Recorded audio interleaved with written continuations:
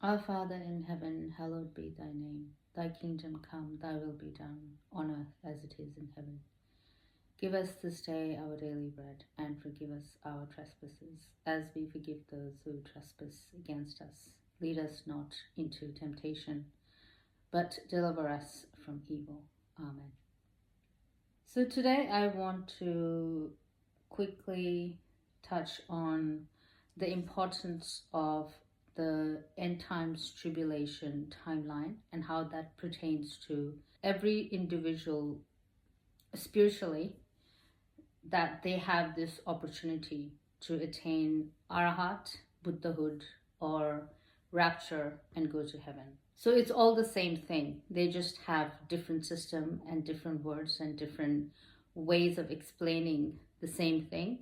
So whether you are attaining your arahat, means you are in Buddhism, when you're attaining your arahat, you are exiting this reality because you are no longer bound by the rules and laws of this world, that you have overcome samsara, you have overcome this worldly system, and you're exiting this system, which is an arahat level. And after that, you have like the full Buddhahood. So arahat and Buddhahood both allows to exit this reality, and it's the same concept as the rapture or the ascension of the bride and church from earth to heaven. It's the same thing, but just expressed and explained differently within different systems.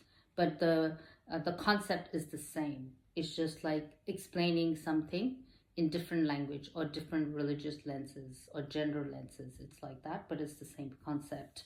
The underlying concept is the same thing. You're crossing over from Egypt to the promised land. You're crossing over from samsara to nirvana. You're crossing over from this earth, this samsaric charnel ground earth, into heaven. It's the same thing, but just expressed differently. I want to talk about how important the end times is in terms of the Vajrayana, in terms of the Tantra, how important it is, and why you should take it extremely seriously, because it is your only chance to attain your arahat, Buddhahood, or rapture and go to heaven.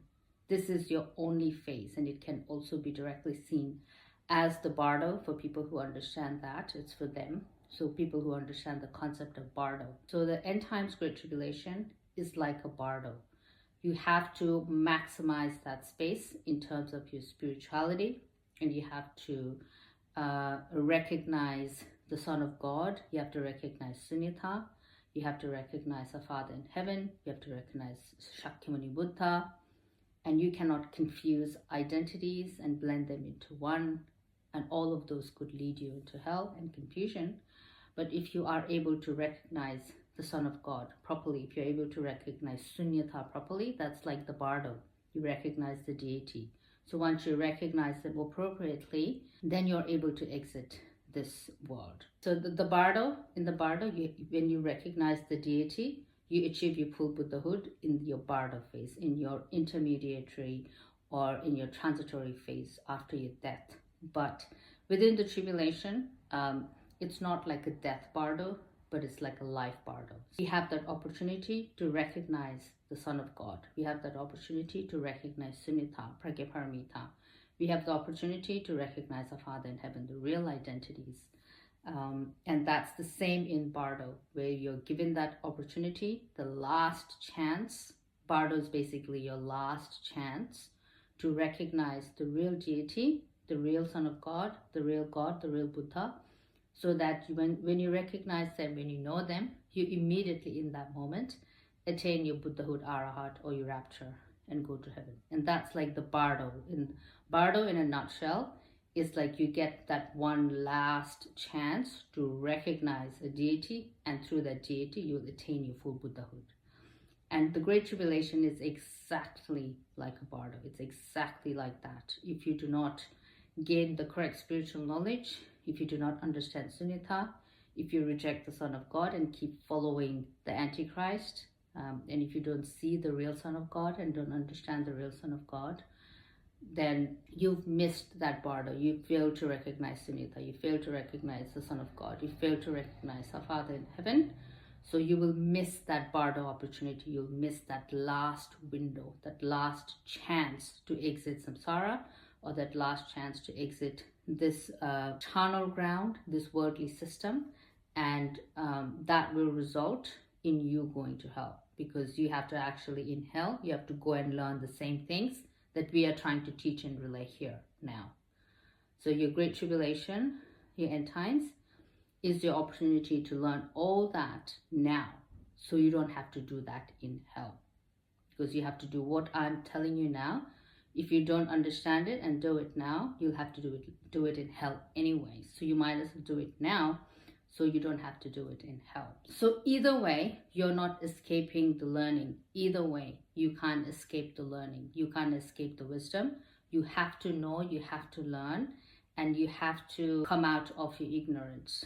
And it doesn't matter how difficult it is and how low you have to go in order to gain that wisdom, you will be put there by our Father in heaven, and you will be trained and disciplined according to that way in hell, so that you can understand wisdom, because you're not seeing what's very obvious and right in front of you, or you're being disobedient and stubborn and prideful and not understanding what is obvious, like you just don't want to get it. So you're being extremely stubborn or extremely deluded and not wanting to do the right thing and continue with the demonic stuff, continue with like disobedience and ignorance and sloth and laziness and just being lost and deluded. So but either way, you will be disciplined. So you either do it now or you do it in hell. It's up to you. We can give you the knowledge, but we cannot do it for you. We can make the food for you, cook the food for you, and give it to you, put it right in front of you, put it in a silver platter and lay it in front of you, but we cannot eat it for you. So that's how it works. In Buddhism is like a blueprint. It will tell you in detail everything. So it's like a step-by-step process on how to achieve something. So it's like the blueprint of life, blueprint of spirituality. So in Buddhism, they have two paths. One is the path of the Sutra, and one is the path of Tantra. So from the Sutra path, it will take a person 900 billion years to attain Buddhahood. So Sutra is when you learn written things. It's like when you are trying to learn it through scriptures. Like when you just read something and try to understand everything the Buddha has taught, you're trying to learn. So it's like more like going to university and learning. So it's like you're trying to learn through reading. Like Sutra is like scripts. It's like scriptures. You're reading. You open the Bible, you start reading it. You open the Hebrew scripture, you start reading. You try to gain your Buddhahood through learning, through the Sutra path. You can, but it'll take you 900 billion years, because the Sutra takes that long to accumulate merit. So everything is about accumulating merit. So it takes 900 billion years to accumulate merit, only just from learning, just from studying and learning. It takes 900 billion years.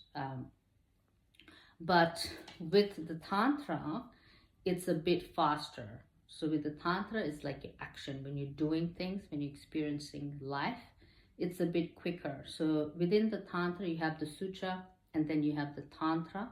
So in the Tantra, you have the lower Tantra and the higher Tantra. And in the lower Tantra, it takes 12, 7, or 3 lives to attain Buddhahood.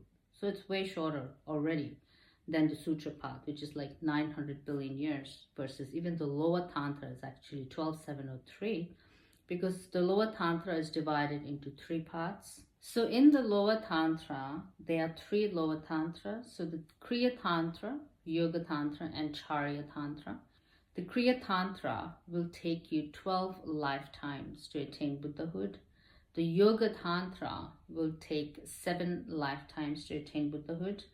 And Charya Tantra will take 3 lifetimes to attain Buddhahood. So that's from your lower Tantra. So in the lower Tantra, it will take you 12, 7, or 3 lifetimes to attain Buddhahood.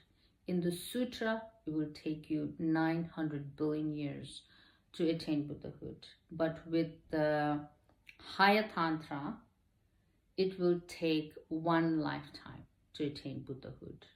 So with the higher Tantra, it only takes one lifetime to attain Buddhahood. So your Great Tribulation is that higher Tantra. We are all given that opportunity to attain Buddhahood, Arahat, or Rapture and go to heaven within one lifetime. That's basically your Great Tribulation, and that's the tribulation ground. And that's why it is so important. It is so important to just know this and understand this, because it just shows you in comparison and in contrast.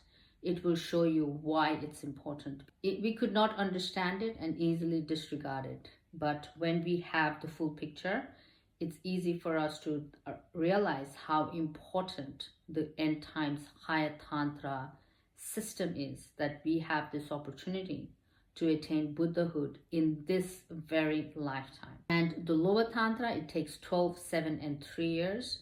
And with the Sutra, it takes 900 billion years. With the higher Tantra, which we are a part of, it takes one lifetime. So comparatively, you can have a greater appreciation and understanding of this ground that you are given within the higher Tantra system, which is the end times Great Tribulation, that higher Tantric ground that you are offered this opportunity to attain your Buddhahood in one lifetime. And that's like a Bardo, where you have to really recognize the real Son of God. You have to really recognize Sunita. You have to really recognize Father and come out of the deception, come out of the false Christ, come out of the false father. You have to come out of the false mother and realize the real, who are the real people, like what's the real Trinity. Understand the real three jewels, understand the real Trinity.